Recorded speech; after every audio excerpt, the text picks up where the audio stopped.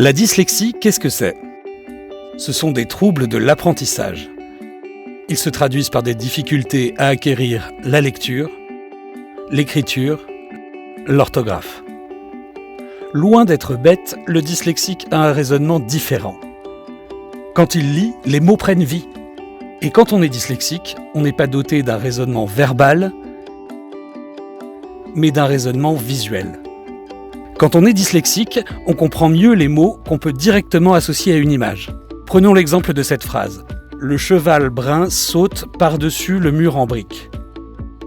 On comprendra plus facilement cheval, brun, saute, mur et briques. En revanche, tous les autres mots qui ne correspondent pas à des images sont incompris.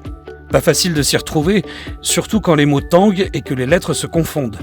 Il suffit de buter sur un seul mot et c'est le trou noir. La dyslexie est souvent associée à d'autres troubles dys. La dysorthographie, c'est la difficulté à apprendre les règles de grammaire et d'orthographe. La dyscalculie, c'est la difficulté avec les mathématiques. La dyspraxie, c'est un problème de coordination qui est souvent confondu avec de la maladresse. La dysgraphie est un trouble de l'écriture qui peut aussi être associé à des troubles de l'attention comme l'hyperactivité, le manque d'attention ou l'impulsivité. La bonne nouvelle, c'est que tous ces obstacles sont surmontables avec l'aide de professionnels. Que les personnes dyslexiques sont aussi douées d'une grande intuition et d'une grande créativité, que de nombreux personnages célèbres sont dyslexiques, et surtout que l'on peut mener une très belle vie.